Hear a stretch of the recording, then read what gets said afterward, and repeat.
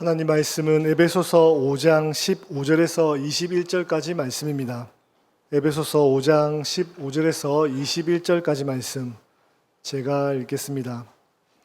그런즉 너희가 어떻게 행할지를 자세히 주의하여 지혜 없는 자같이 하지 말고 오직 지혜 있는 자같이 하여 세월을 아끼라. 때가 악하니라. 그러므로 어리석은 자가 되지 말고 오직 주의 뜻이 무엇인가 이해하라. 술 취하지 말라. 이는 방탕한 것이니 오직 성령으로 충만함을 받으라. 시와 찬송과 신령한 노래들로 서로 화답하며 너희의 마음으로 주께 노래하며 찬송하며 범사에 우리 주 예수 그리스도의 이름으로 항상 아버지 하나님께 감사하며 그리스도를 경외함으로 피차 복종하라. 아멘. 담임 목사님 나오셔서 말씀 선포하시겠습니다. 자, 오늘은 교회력으로 오순절 후 13번째 주일입니다. 이 시간에 이 주일에 교회력으로 주신 말씀인 에베소서 5장에서 말씀을 봉독을 했는데, 이 말씀을 중심으로 해서 후반기 사역에 임하며 지혜로운 신앙인이라는 제목으로 설교 말씀을 드리겠습니다. 오늘 읽은 본문 첫 절인 15절을 보면 그 중간 이후에 사도 바울 선생님은 에베소 교인들에게 지혜 없는 자 같이 말고 지혜 있는 자 같이 하라고 말씀을 하십니다. 그러니까 지혜 없는 자 같이 하지 말고 지혜 있는 자 같이 하라는 권면인데, 이 대목을 생각해 보면 사도 바울은 이 대목에서 우리 생각처럼 지혜 없는 자가 되지 말고 지혜 있는 자가 되라 이렇게 권면하지 않고, 지혜 없는 자 같이 하지 말고 지혜 있는 자 같이 하라고 권면을 하고 있어요. 그러니까 생각해 보면 이 권면은 행동과 연관이 되어 있다는 것을 알 수 있죠. 그래서 다시 15절을 처음부터 읽어보게 되면 이렇게 기록되어 있죠. 너희가 어떻게 행할지를 자세히 주의하여 지혜 없는 자같이 말고 지혜 있는 자같이 하라고 사도 바울은 권면하고 있어요. 그렇게 이 말씀을 읽고 우리가 생각해 보면 어떤 사람이 지혜 있는 자인지, 그러니까 지혜로운 자인지 지혜롭지 못한 자인지의 구별의 그 기준은 그 사람의 행함에 달려 있다는 것이죠. 제가 설교를 어렵게 한다고 그래서 오늘은 아주 쉽게 옛날 얘기를 들려드리면서 설교를 하겠습니다.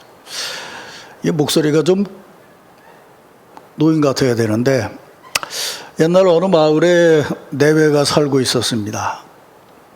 나이가 40이 넘도록 자식이 없어서 한탄하고 지나다가 어떻게 해서 늙음하게 아들을 하나 낳았습니다.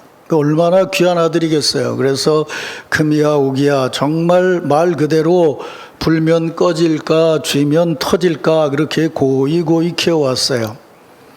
정성으로 나이 10살이 먹도록 키워왔는데 이게 당최 약골입니다. 고개 넘어 감기가 왔다는 소문만 들어도 재채기를 하고 삽작밖에 두서너 걸음만 나갔다 와도 골골 앓는 것입니다. 옛날 얘기는 이런 대목이 재밌잖아요. 젊은 사람들은 못 알아듣는 얘기예요. 고개 넘어 감기가 왔다는 소식만 들어도 재채기를 한다는 거예요. 재밌잖아요. 이명범 집사님은 연세가 있으시니까 웃으시네. 이런 때 웃어야 수준이 있는 거예요. 이 삽작밭이라는 거는 이게 이렇게 여는 문을 말하는 거예요. 그러니까 대문 밖에 두어 걸음만 나갔다 와도 골골 앓는다는 거예요. 이게 어디 커서 사람 구실을 하겠나 싶어서 용하다는 의원을 다 불러다가 좋다는 보약은 다 해 먹여봤는데도 이게 소용이 없고 늘 골골거리고 앓게 되는 거예요. 이쯤 되니까 이 노부부에게는 이 자식이 없을 때보다 자식이 생기고 나서 더 걱정이 많아졌어요. 자식이 없을 때야 그 자식 하나 얻는 일뿐이었는데 걱정거리가 이제는 비가 와도 걱정, 바람 불어도 걱정, 아들 때문에 마음을 놓고 살 수가 없었던 거예요. 근데 어느 날 한 과객이 찾아왔어요. 이것도 옛날 얘기라 과객이죠. 이거 알아듣는 사람은 그래도 연세가 있는 분이에요. 나그네가 한 명 찾아왔다는 거예요. 그래, 이스라엘도 그렇고 우리도 그렇고 사랑방이 있잖아요. 그래서 과객이 찾아오면 반가이 맞아서 대접하는 것이 당연한 일인데 이 골골거리는 아들 때문에 반갑게 맞을 수가 없었어요. 행여라도 과객이 묻혀온 바깥 바람 때문에 아들이 또 병이라도 들게 되면 어쩌나 걱정이 돼서 그랬던 거죠. 그래서 과객에게 가서 말을 합니다. 이거 참 죄송한데 다른 집에 가서 머무르시면 좀 안 되겠습니까? 아니 왜 그러십니까? 무슨 일이라도 있습니까? 아니 뭐 별다른 일은 아닌데 우리 아들 녀석이 병치레를 너무 심하게 해서 그럽니다.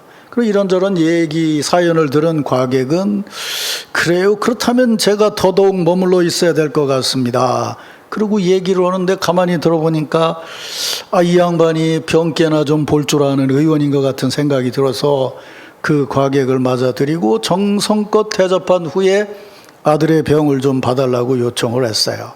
그랬더니 이 과객이 선뜻 응해서 아들을 보자고 합니다. 아들을 이리저리 살펴본 과객은 그동안 아들을 어떻게 키웠냐고 묻습니다. 주인은 소상하게 아들을 얻은 것부터 지금까지 금이야 오기야 아들을 키워온 것을 전부 얘기를 했습니다. 얘기를 들은 과객은 아무 말도 하지 않고 일어나 밖으로 나가서 집 안팎을 이리저리 돌아보고 온 다음에 방에 들어와서 이렇게 말합니다. 야, 아들이 아픈 건 다른 병이 아니고 이 집에 살이 껴서 그렇습니다. 그 살을 막지 않으면 아들이 아마 1년 넘기기가 어려울 겁니다. 그 말을 들은 부부는 아주 가슴이 철렁 내려앉았습니다. 그리고 과객에게 매달립니다. 아니 어떻게 아들을 살릴 방법이 없습니까? 무슨 방도가 있다면 좀 가르쳐 주십시오. 그럼 제가 시키는 대로 하겠습니까? 여부가 있습니까? 아들 목숨만 구해준다면 뭐 무슨 일이든지 다 하겠습니다. 그래요? 그럼 아들을 살리고 싶으면 제 얘기를 잘 듣고 그대로 하십시오. 내가 보니까 이 댁을 둘러싸고 있는 저 담에, 돌담에 살이 껴서 그런 것 같으니 저 돌담을 헐어내고 다시 쌓아야 아들이 건강하게 살 것 같습니다. 그런데 단 조건이 있습니다. 그 일은 반드시 아픈 아들이 해야 됩니다. 이 돌 하나라도 다른 사람 손이 닿으면 절대로 효험이 없으니까 명심을 하십시오. 그래 과객이 떠난 후에 내외는 아들에게 소상하게 얘기를 한 다음에 아들을 시켜서 돌담을 헐게 했습니다. 이거 금이야 오기야 키워서 날마다 골골하던 녀석이 갑자기 담을 헐어내는 힘든 일을 하니까 이게 뼈가 녹아나는 것처럼 힘들지 않았겠습니까? 그래도 살을 막으려면 그 일을 해야 한다니까 내외는 억지로라도 아들에게 그 일을 시켰고 아들 녀석은 비실비실 거리면서도 제가 살 길은 그것밖에 없다니까 이를 악물고 그 일을 하는데 첫날에는 겨우 돌멩이 한두 개를 헐어내는 게 전부였습니다. 서너 날 그 모양으로 하더니 뭐 그것도 일이라고 날이 갈수록 힘이 붙어서 그런지 조금씩 헐어내는 양이 늘었습니다. 다음 날은 서너 개, 그 다음 날은 대여섯 개 이렇게 날마다 조금씩 허는 양이 늘어가고 그러면서 그저 밥을 주면 한 끼에 서너 숟가락이나 먹는 게 전부였던 녀석이 열흘이 지나고 한 모퉁이가 조금 헐어질 쯤 되니까 한 사발에 밥을 거떡 먹어 치우는 거였어요. 아들이 일하는 것을 지켜보는 내외는 돌담이 헐어져 갈수록 아들놈이 기운이 나고 밥을 잘 먹는 걸 보니까 야 이게 정말 살마기가 효험이 있는가 보다 그렇게 기뻐하고 그 일을 더 열심히 하도록 재촉을 했어요. 그래 한두 달이 지나고 나서 이제 돌담이 다 헐어질 때쯤 되니까 아들 병이 거지반 다 나은 것 같았고 서너 달 지나서 새 돌담을 쌓게 될 때는 아들은 언제 아팠느냐 싶이 당연하게 낫게 됐어요. 이젠 온몸에 살도 오르고 근육도 생기고 기운도 제법 실해져서 이 어디다 내놔도 이 아들이라고 얘기할 만큼 아주 건장하게 됐다는 거예요. 그렇게 해서 돌담을 다시 쌓고 얼마쯤 지났는데 그 과객이 다시 찾아왔어요. 그 부부가 얼마나 고마웠겠어요. 아들 목숨을 살려준 은인이라서 아주 극진히 대접하면서 손님이 정말 용하신 분이었던 것 같습니다. 어떻게 그렇게 살을 잘 보실 수가 있습니까? 그렇게 얘기를 했더니 그 과객이 빙그레 웃으면서 하는 말이 그거요. 사실은 제가 좀 허풍을 좀 떤 겁니다. 뭐 살이 있었던 게 아니고 제가 보니까 대개 아드님은 너무 일을 안 하고 커서 병골이 된 것 같아서 이게 좀 일을 하면 나을 것 같아서 그렇게 말씀드린 겁니다. 살은 무슨 살이 있었겠습니까? 라고 대답을 했다는 거예요. 그 서정호 선생님이라는 분이 우리가 정말 알아야 될 옛 이야기 100가지라고 하는 이렇게 2권의 옛날 얘기책을 모아놓은 게 있는데 그 책에 나오는 이야기예요. 뭐 제가 설명드리지 않아도 이 얘기가 전하는 메시지 중에 하나는 그런 거겠죠. 지금 뭔가 일을 하게 해서 다시 살아나게 하는 것, 무언가를 행함으로써 생생하게 살아나게 하는 것이 바로 삶의 가장 중요한 지혜라는 것이죠. 오늘 본문에서 사도 바울 선생님이 에베소 교인들에게 전하는 지혜가 바로 그런 것이죠. 에베소 교회에 들어온 거짓 교사와 거짓 가르침에 따르면 신앙의 지혜는 영지주의적인 것이라는 거예요.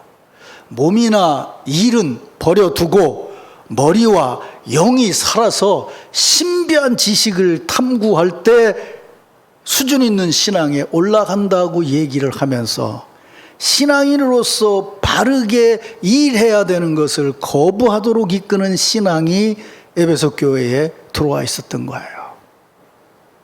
사실은 그런 흐름이 에베소에만 있는 게 아니라 제가 늘 말씀드리지만 오늘 교회 안에도 적지 않이 있어서 예수님이 보여주신 지혜, 사도 바울이 부활하신 주님을 만나고 나서 바르게 깨달은 지혜는 우리가 생생하게 살아있는 모습으로 생생하게 일해야 됨으로 얻어지는 것임에도 불구하고 가만히 앉아서 어떤 신비한 것을 추구하면 얻어지는 것이 영적인 지혜인 것처럼 생각을 하고 교회 생활에서 몸을 들이고 행하고 헌신하는 것을 옆에 쳐놓고 자신들이 소득 있는 신앙인들로 살아갈 수 있는 것처럼 생각하는 신앙인들이 오늘도 적지 않다는 거예요. 우리는 이 에베소서를 읽을 때, 아니 에베소서뿐만이 아니라 사실은 성경에 나오는 사도 바울 서신의 전체를 읽을 때 우리가 분명히 마음에 두어야 되는 것은 바로 이것이에요. 몸된 교회 안에서 몸을 들여 헌신함으로 주의 사역을 이룰 수 있다는 것이에요. 그것이 성경이 보여주는 참된 지혜라는 것이에요. 사랑하는 성도 여러분, 성령 강림 절기와 함께 후반기 사역에 임하면서 이 지혜를 분명히 마음에 담으시기를 주의 이름으로 축원합니다. 휴식과 휴양의 달인 8월을 지나면서 여러분 후반기 사역을 위해서 기도할 때에 이런 지혜를 마음에 담고 가을 후반기 사역을 시작할 때는 내가 무슨 일을 해야 될 것이며 어떤 일로 교회 몸을 세워나갈 것인가를 생각하면서 그렇게 영적으로 교제하면서 그리고 그 사역을 시작할 때 여러분의 몸과 힘을 들여서 주의 사역에 임하시기를, 그래서 정말 지혜로운 신앙사역을 이어가시기를 주의 이름으로 축원합니다. 이제 이런 마음으로 우리 옆에 있는 성도들에게 주일 축복 인사를 나누죠. 오늘 이 말씀을 따라서 이렇게 축복합시다.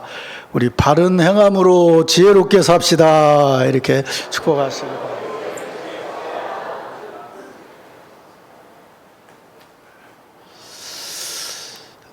한 번 더 하겠습니다. 우리 정성과 힘을 다해서 후반기 사역을 시작합시다. 이렇게 축복하시고 자, 이런 생각을 마음에 담고 조금 전에 읽은 말씀 15절을 우리 16절까지, 그러니까 15절, 16절을 우리 함께 한 목소리로 읽겠습니다. 그런즉 너희가 어떻게 행할지를 자세히 주의하여 지혜 없는 자 같이 말고 지혜 있는 자 같이 하여 세월을 아끼라. 때가 악하니라. 아멘. 이 구절을 다시 읽어보면 우리가 분명히 분별할 수 있는 게 있죠. 지난 주일 설교에도 말씀을 드렸는데 우리가 어떻게 행할지를 주의하는 지혜로움이라는 것은 세월, 시간, 때와 연관되어 있다는 것이에요.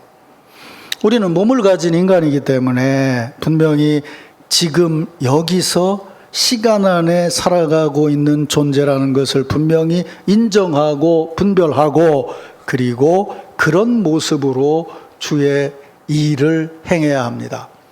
주님이 다시 오셔서 이루실 영원한 하나님의 나라에 들어가기 전까지 우리는 그렇게 신앙 안에서 살아야 됩니다. 그런데 이 분별과 더불어 분명히 분별해야 될 것은 오늘 사도 바울의 말씀처럼 이 시간 안에서 살아가는 삶은 내버려 두어도 은혜롭고 풍요로울 수 있는 것이 아니고 때가 악하다는 거예요. 우린 그냥 두면 악한 것의 영향 아래 살 수밖에 없다는 거예요. 그래서 우리는 이때의 흐름이 악하다는 것을 분별하고 지금 시간 안에서 지혜롭게 살아야 되는데 그것은 앞에서 말씀드린 것처럼 그리고 지난주일 설교와 더불어 말씀드린다면 성령의 은사를 분별하고 지금 여기서 지혜롭게 힘을 다해서 살아가야 된다는 것이죠. 저 지난주 말씀드린 것처럼 제가 지난 주일에는 제가 40년 전에 개척한 교회를 다녀왔습니다. 제가 목회 마지막에 교회를 지으려고 한 70여 평 정도 땅을 구입을 하고 교회를 건축할 건축비를 많지는 않지만 준비를 해놓았는데 건축복삼 주변에 사는 분들이 주변의 땅 주인이 19명 불교신자 이름으로 돼 있어서 그 19명에게 도장을 받지 않으면 교회를 지을 수가 없었어요. 그래서 건축을 못하고 부산으로 내려왔고 그 후에 정권이 바뀌면서 건축법이 바뀌어서 이제 그 예배당을 지었어요. 조립식으로 이렇게 예배당을 지었는데 그 후 세월이 흐르고 그 목사님이 이제 가고 다른 목사님이 와서 그 작은 예배당을 아주 예쁘게 리모델링을 했더라고요. 참 이전이라는 게 좀 먼 것 같아도 좁은데 지금 목회하는 목사님이 제 동생 교회에서 부목사를 했던 목사라서 이쪽에 부임해 올 때 제 동생 교회에서 1억을 들여서 아주 예쁘게 리모델링을 해 줬더라고요. 그래서 이제 예배를 드리러 갔는데 그 전날 밤에 잠이 안 오더라고요. 어떻게 변했을까? 이게 노인만 몇 명 앉아 있는 교회가 됐나? 아니면 어떤 모습이 됐을까? 기대 반, 걱정 반 잠을 못 이루고 그 다음날 아침에 이제 예배를 드리러 갔는데 다행스럽게도 제가 있을 때도 어려운 지역이었지만 그 뒤에 예술대학이 있어서 청년들이 많이 있었는데 지금도 그 예대에 다니는 학생들이 같이 참여를 해서 의외로 젊은 신자들이 한 3분의 2가 넘더라고요. 인원이 많지 않은데도. 그래서 특성을 하는데도 바이올린 연주도 하고 성악을 하는 청년이 찬양도 하고 그래서 참 기쁘게 기념 예배 설교를 하고 예배를 드리고 왔어요. 근데 이제 아까 말씀드린 것처럼 40주년을 맞이해서 이제 기념 예배를 드리면서 30년 이상 교회에 있었던 분들에게 이제 기념으로 표창을 하는데 그 중에 저하고 같이 개척을 해서 신앙생활을 하신 분은 나이 드신 권사님 한 분만 남아있는 거예요. 그 착한 권사님만 한 가정이 그 교회에 남아있더라고요. 그래서 이제 예배를 드리는데 제가 온다 그러니까 이제 다들 예배에 참석하려고 그러는데 다들 자기네 교회에서 직분을 맡았으니까 못 오고 몇 분은 이제 예배에 참석을 했고, 예배가 끝나고 나니까 뭐 택시를 타고 와서 이제 예배가 끝난 다음에 아주 교회에서 정성껏 식사 준비를 했더라고요. 그래서 예배실에서 같이 식사를 하고 이제 그분들하고 뭐 대화를 나누고 이런저런 얘기를 하다가 이제 시간이 지나서 일어나려고 하니까 그 교회 가까이 사는 박 집사님이라고 여자 집사님이 있는데 자기 집으로 가자는 거예요. 가서 좀 편하게 얘기를 하자고.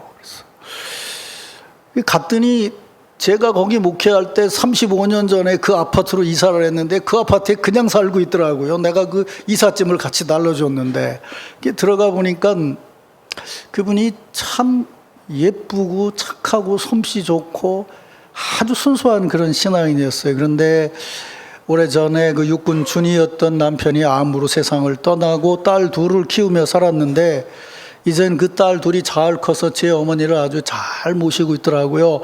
그래서 어머니 사는 집이라고 딸들이 돈을 내가지고 아주 이쁘게 리모델링을 해서 무슨 신혼부부가 사는 집 같더라고요. 근데 그 집에 들어갔는데 몇 분 옛날 성도들하고 그 아파트에 들어가서 이제 앉았는데 뭘 주섬주섬 만지더니 나한테 나와서 그러는 거예요.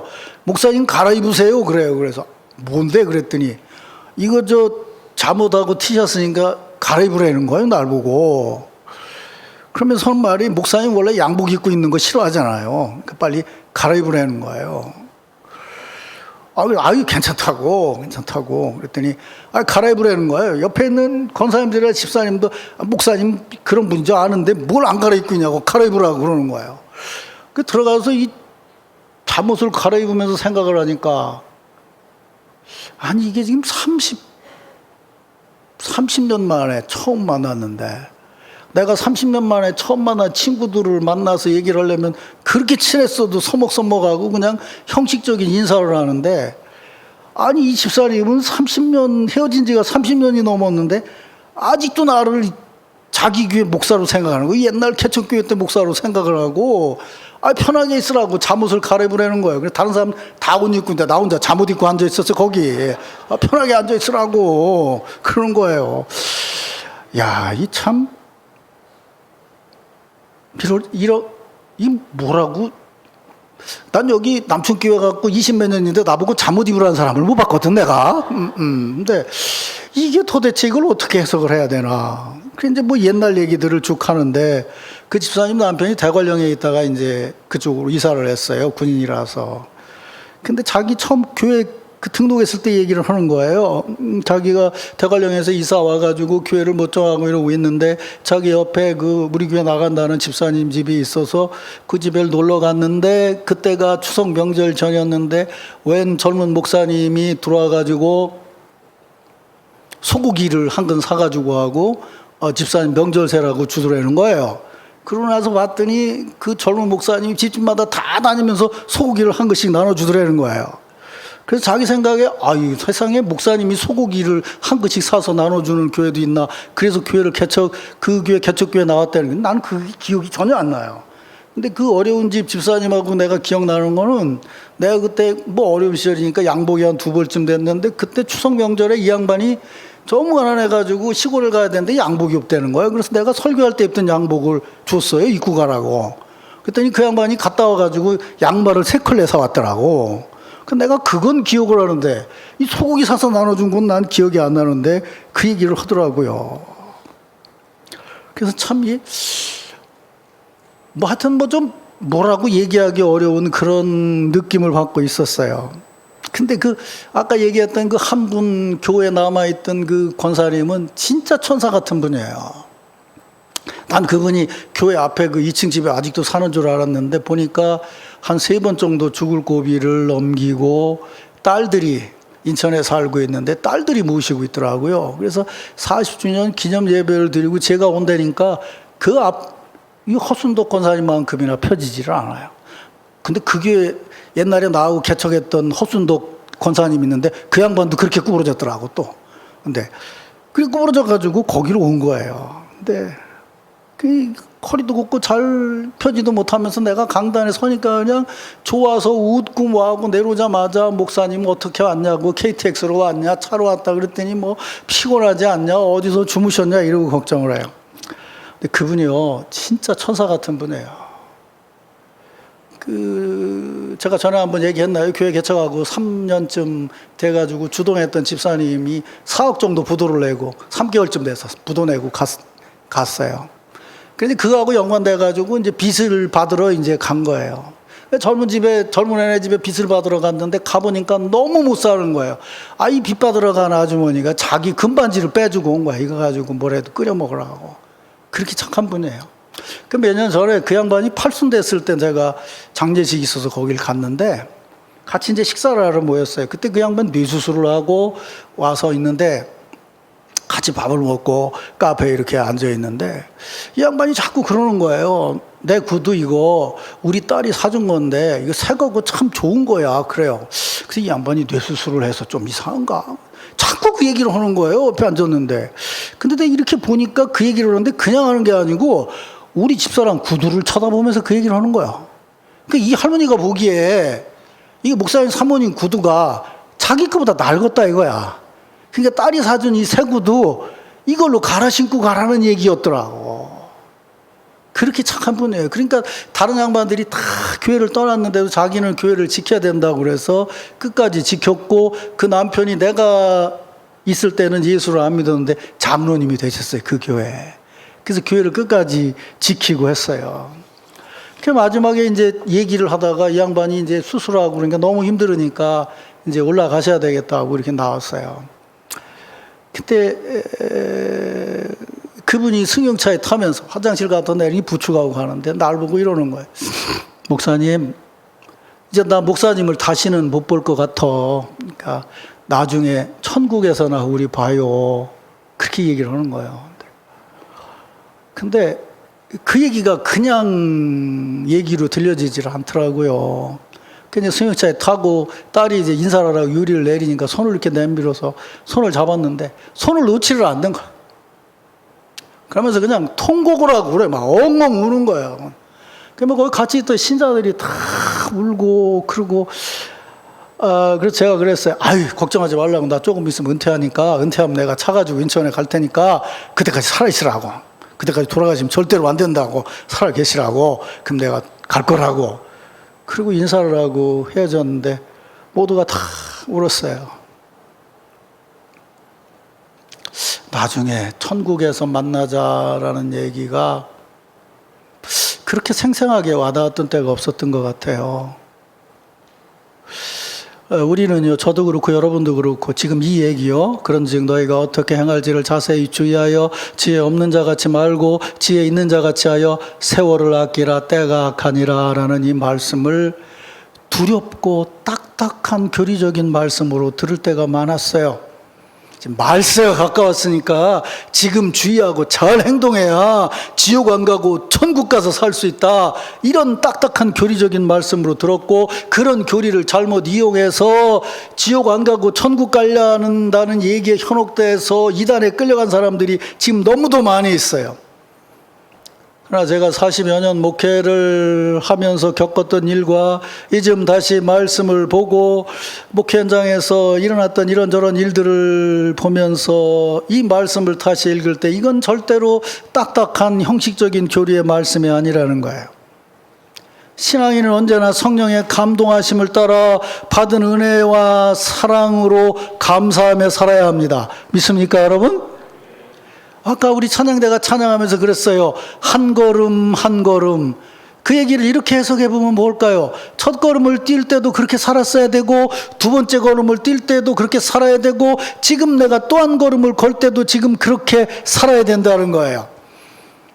그런데 우리가 경험해봐서 알듯이 지금 이 변화 많은 시대를 살다 보니 이 욕망이 충족되고 휘둘려가는 이 시대를 살다 보니 우리도 모르는 사이에 조금씩 시대의 흐름을 따라 변질되어져서 물질적인 풍요로움과 거기서 오는 편안함 그리고 내 욕구의 충족에 휘달려서 우리는 알게 모르게 조금씩 변질되어져 가고 굳어져 가고 그래서 하나님의 은혜를 받은 자로 이전에는 감사하고 살았는데 그렇게 삶을 살아가야 되는데, 아니 지금은 그때보다 더 풍요롭고 넉넉하니 지금은 그때보다 더 하나님 은혜로 살아야 되는데, 우리는 점점 더 세상적인 기준으로 살아가고 있는 것이 아닌가, 그런 생각이 들 때가 있다, 그런 말씀. 사도 바울 선생님은 지금 그런 우리를 향해서 말씀하고 있는 거예요.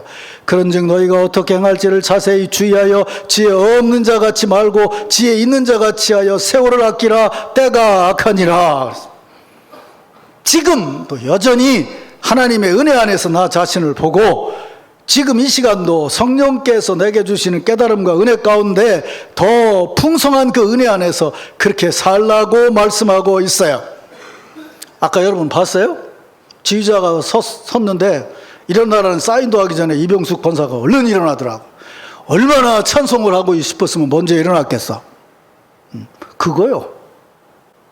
그거라고. 난 그렇게 생각해. 하나님의 말씀을 들은 것이 은혜가 돼서 다음 말씀을 듣기 전에 이미 말씀을 들으려고 하는 마음으로 충만해 있다, 그 말이야. 믿습니까, 여러분? 제가 지난주일에 성령의 은사에 대한 설교 말씀을 드렸는데, 여러분 그 설교 다시 들어보셨어요? 지난 주간에 저한테 카톡이 왔어요. 두 분이 설교를 듣고 너무 은혜를 받았다고 카톡을 했어요. 그래서 그 두 분이 공유하는 말이 뭐냐면, 목사님 설교가 너무 감동이 되어서 한 자리에서 4번을 다시 듣고 은혜를 받았습니다, 그렇게 얘기를 해요. 난 그 양반들이 우리 신자 같아. 네, 설교를 듣고 감동받았다는 부분이 어디였냐면, 제가 설교 마지막 부분에 잭 레비슨이라는 학자가 쓴 인스파이어드라는 저서를 읽고 감동받은 부분을 얘기를 했죠. 다시 리마인드 시켜주면, 사도행전을 보면 성령 강림 후에 초대교회의 지도자들이 자기 재산을 팔아서 드렸던 감동적인 얘기가 있어요. 바나바를 필두로 해서 집사들과 성도들이 자기 재산을 팔아 바쳤다는 거예요. 그 이유는 초대교회 안에 어려운 신자들이 있어서 사도들이 설교를 한 거예요. 우리가 어려운 신자를 돕고 함께 더불어 살아가야 되지 않겠습니까? 라는 설교를 했을 때, 그 설교를 성령의 감동으로 들은 다음에 그들이 집과 재산을 팔아 바쳤다는 거예요.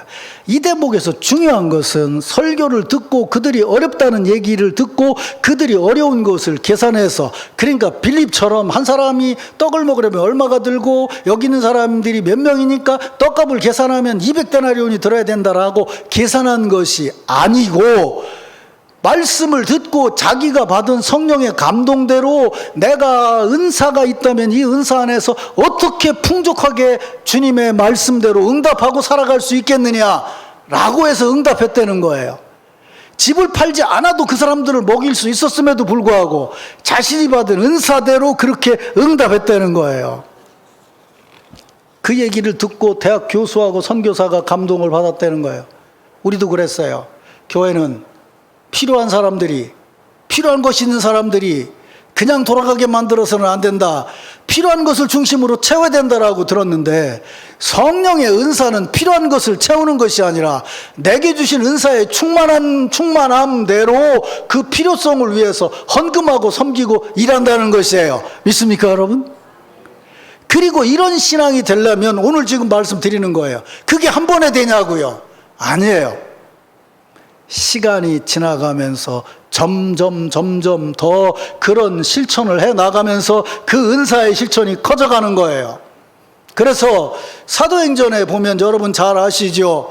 성령 강림 때 일어났던 현상을 설교하면서 사도들이 이렇게 설교합니다. 이건 낮에 술이 취한 것이 아니고 예언자들이 예언한 겁니다. 그래서 우리가 부르는 CCM처럼 요엘의 예언을 인용을 하죠. 여러분 잘 아시죠? 자녀들은 예언할 것이요, 청년들은 환상을 볼 것이요, 아이들은 꿈을 꾸리라.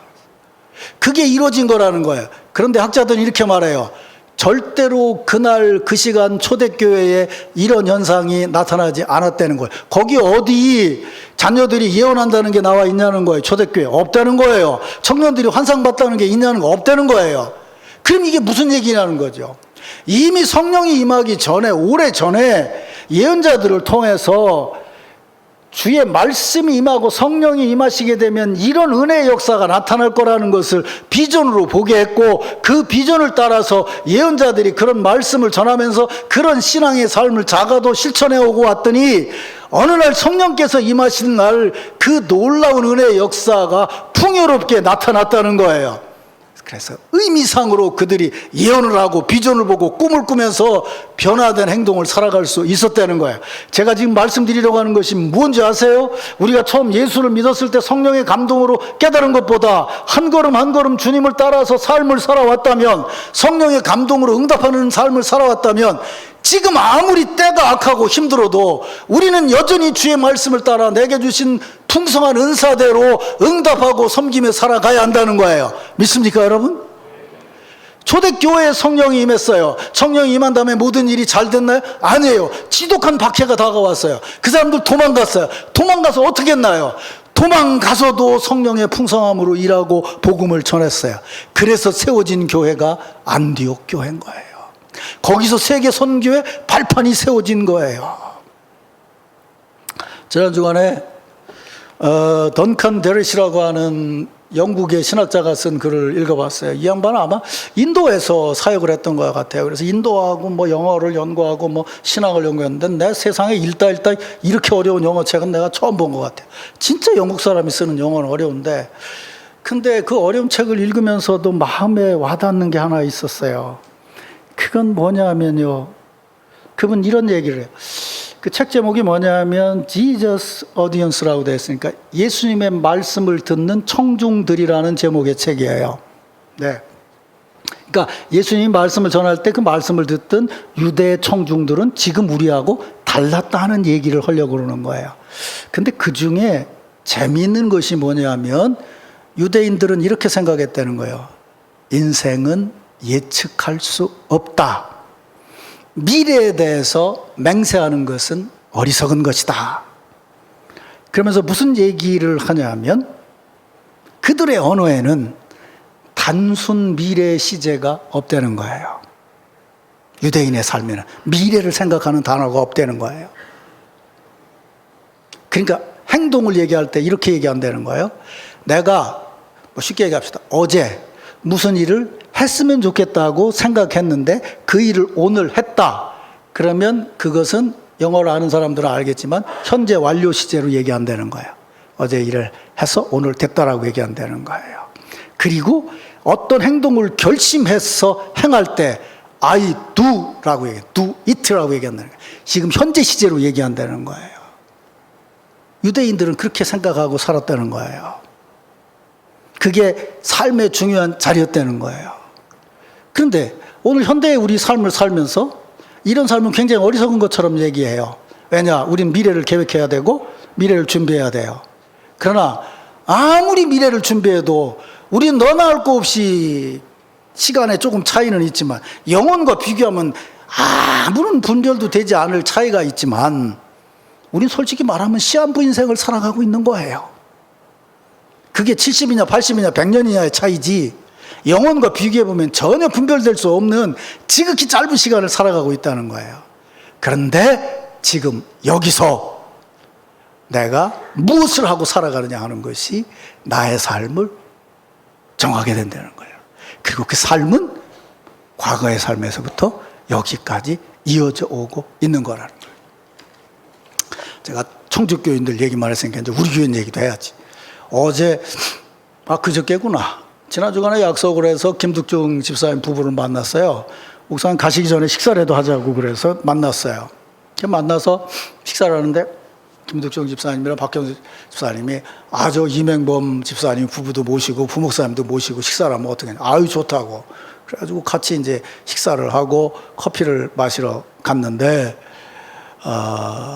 박경수 집사님하고 김득중 집사님 이런 얘기를 하는 거예요. 목사님이 맨날 그 이쁜 손녀딸 자랑하는 거 보니까 내가 부러워서 못 살겠다고.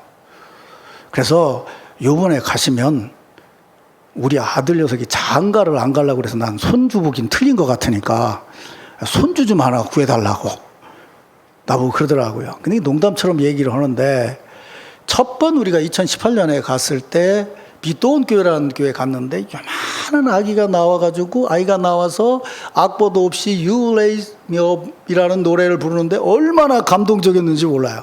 근데 그때 그 뒤에서 기타를 치고 있던 남자가 있었는데 그게 아버지예요. 거기 남전도 회장이에요. 근데 얼마 전에 여러분들에게 얘기를 했는데 태풍에 그 아버지가 배를 가지고 나갔다가 그만 세상을 떠났어요. 그러니까 박형숙 집사님이 그 얘기를 하는 거예요, 날 보고. 그 아이, 그때 그 You Raise Me Up이라는 노래를 불렀던 아이 아버지가 사고로 세상 떠났다는 얘기를 들었는데 그 아이를 도와주고 싶습니다. 근데 그 다음 김득중 집사님 얘기가 난 참 마음에 와닿았어요. 내가 70인데 나하고 동갑이거든요. 학교도 뭐 같이 나온다 쳤어. 시골에 그분 친구가 내 친구고 내 친구가 그분 친구예요. 학교는 같이 안 다녔어도. 그러니까 사실은 굉장히 가까운 사이인데 이런 얘기를 하는 거예요. 내가 70이지만 80까지는 내가 그래도 벌 수 있을 것 같습니다. 그러면 앞으로 10년은 내가 아이 뒷바라지를 할 수 있을 것 같습니다. 그러니 그런 아이 하나를 내 손주로 좀 이번에 가셔서 해 주십사. 그렇게 사모님에게 전화를 했어요. 좀 이런 얘기를 하는데 그 사진하고 좀 준비를 해 주십시오. 그랬더니 가보신 분은 알지만 그 빛도온 교회 사역자, 여자 사역자가 있는데 난 살다 그렇게 못생긴 사람은 또 처음 봤어요. 근데 난 살다 또 그렇게 노래를 잘하고 사역을 잘하는 사람 처음 봤어요. 근데 우리가 처음 갔을 때 요만하게 했던 애들이 교회 안에서 커가지고 얘들이 지금 중학교, 뭐 고등학교도 가고 중학교도 가고 뭐 대학 간 애들도 있는데 걔들이 전부 사역자로 일하고 있는 거예요. 그 애들이 공부를 너무 잘한다는 거예요. 그래서 이번에 이제 고등학교 들어가게 되는데 얘들 장학금을 좀 해줬으면 좋겠다고 사모님한테 얘기를 했다는 거예요. 그래서 한번 뽑아와봐라. 그 공부 잘하는 애들 도와줘야지. 그리고 이제 얘기를 했어요. 근데 우리가 지금 독고하고 있는데 애들이 너무 잘 크고 있는 거예요. 정말 참 감사할 일이죠. 성령의 감동을 받아서 사역을 시작할 때 형편이 좋아서 시작할 수도 있어요. 사역을 해나가면 절대로 그 일과 더불어서 모든 형편이 다 좋아지는 것만은 아니에요. 초대교회를 봐도 알 수 있잖아요. 형편은 올라가기도 하고 내려가기도 해요. 근데 올라가기도 하고 내려가기도 하는 세상에 휩쓸려 살면 악한 때를 사는 거예요. 올라가기도 하고 내려가기도 하지만 여전히 성령의 감동으로 살아가는 이가 진정으로 지혜로운 신앙인인 거예요. 그래서 어제 했던 나의 행함보다 오늘 했던 행함이 그래도 주님께 더 가까이 가 있어야 돼요. 아까 찬양 불렀잖아요. 한 걸음 한 걸음 주님과 동행하는 걸음이 돼야 된다 그 말이에요. 그게 진정한 신앙의 지혜라는 거예요. 사랑하는 성도 여러분, 성령 강림절기와 함께 후반기 사역에 임하면서 이런 신앙적인 의미에서 지혜로운 신앙인들이 되시기를 주의 이름으로 축원합니다. 지혜롭게 행하는 신앙인들이 되시기를 주의 이름으로 축원합니다. 그래서 어려운 때이지만 적어도 우리 교회가 영향력을 끼치는 곳에는 악한 때가 아니라 예수 그리스도의 계절이 임할 수 있는 그런 축복과 은혜가 함께하기를 주의 이름으로 축원합니다.